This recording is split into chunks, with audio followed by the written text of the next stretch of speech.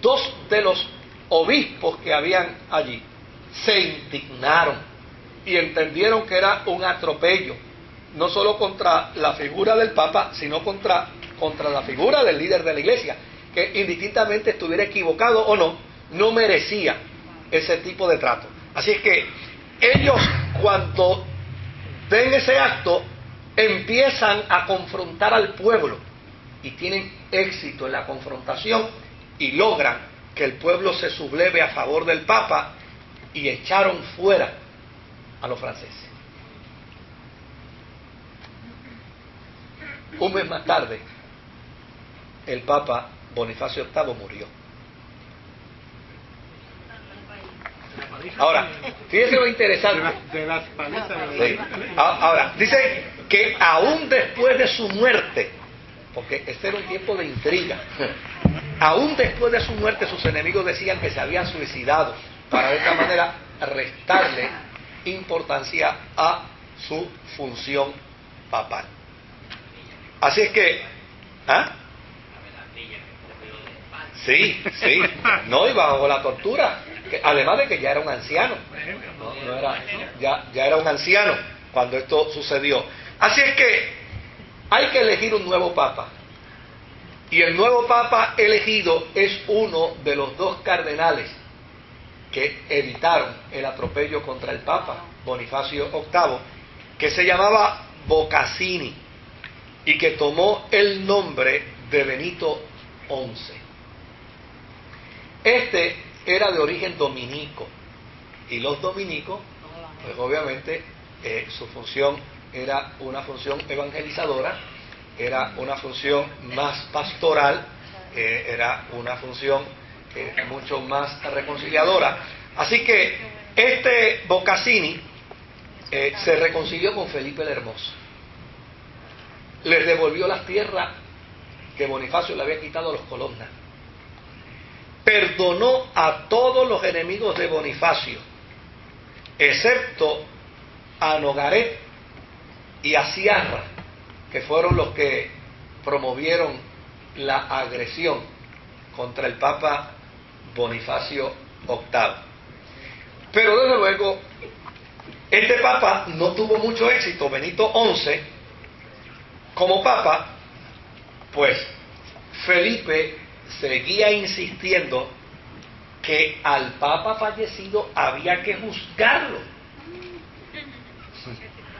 porque la intención era borrarlo, porque era un mártir dentro de la Iglesia. Entonces la intención era borrar esa imagen, y él decía, no, a él hay que juzgarlo.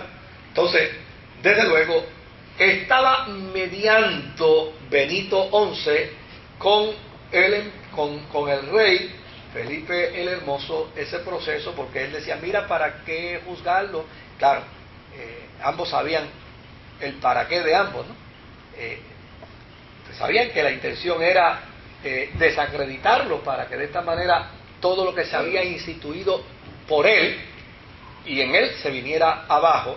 Pero en esa circunstancia estaba la discusión cuando entonces Benito XI muere, y los historiadores dicen que murió envenenado. Le dieron unos higos envenenados. Fíjense que este es un periodo triste para la historia de la cristiandad, ¿sabe? Es un periodo muy, muy triste para la historia de la cristiandad. A la muerte de Benito no se ponían de acuerdo para el nuevo papa.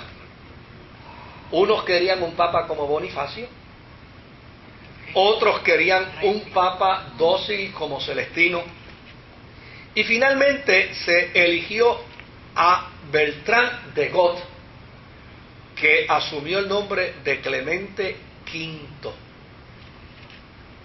Lo que es interesante es que este papa nunca salió de Francia, por lo tanto fue un papa que nunca visitó a Roma en su reinado papal, y Roma era la Santa Sede, pero fue un papa que nunca visitó a Roma, más bien se mantuvo en Aviñón, donde estaba la residencia papal. Ahora, hay un dato interesante con este Papa Bertrand de Got, Clemente V.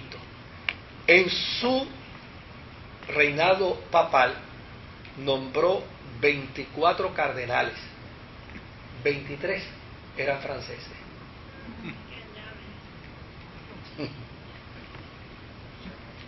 Y hay algo más, varios de ellos eran familiares de él. Empieza el proceso de la crisis del nepotismo dentro del papado. Así que ahí estaban sus sobrinos, ahí estaban sus primos, ocupando posiciones cardenalicias, y desde luego pues esto lo hacía asegurarle a él, ¿no?, cierta estabilidad en su función. Claro, cambió las bulas de Bonifacio para beneficiar a los franceses, dignificó a los colonnas, perdonó a Nogaret, diciéndole que algún día, porque ya Sciarra había muerto, pero Nogaret estaba vivo, le dijo: yo te voy a perdonar con una condición, y es que algún día vayas en peregrinación a la Tierra Santa como parte del proceso de tu indulgencia. Y desde luego, en una bula, exoneró a Felipe frente a Bonifacio. Es decir, le dio la razón al Estado y se la quitó a la Iglesia. En una bula, él cierra la bula diciendo: el rey Felipe el Hermoso actuó contra Bonifacio porque estaba movido con celo encomiable. ¿Eh? Claro. Hubo otro caso peor con este Clemente V, y fue el caso de los templarios. ¿Se acuerdan de los templarios?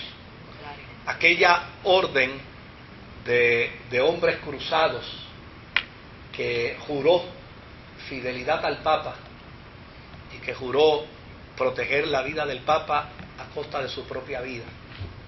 Pues estos templarios, cuando se acabaron las cruzadas, pues la orden de los templarios perdió razón, perdió sentido de existencia, porque la razón de los templarios fue precisamente para crear el ejército de la Iglesia a fin de defender las tierras santas y las propiedades de la Iglesia, y obviamente al Papa. Los templarios era así como el FBI, ¿no? Norteamericano, cuya función y cuya tarea es precisamente velar por las órdenes y las leyes federales. Entonces, esa era la función y esa era la tarea de los templarios. Claro, cuando se acabaron las cruzadas, pues ya los templarios no tenían razón de ser, pero seguía existiendo la orden de los templarios. Así que ya ellos no tenían mucho trabajo, pero habían quedado muy ricos. Y vigente. Puesto y vigente por la orden eclesial que lo fundó. Y eran terratenientes, por una sencilla razón, porque dentro de los arreglos que los templarios hicieron con la Iglesia estaba en que ellos conquistarían tierras para la Iglesia y para ellos.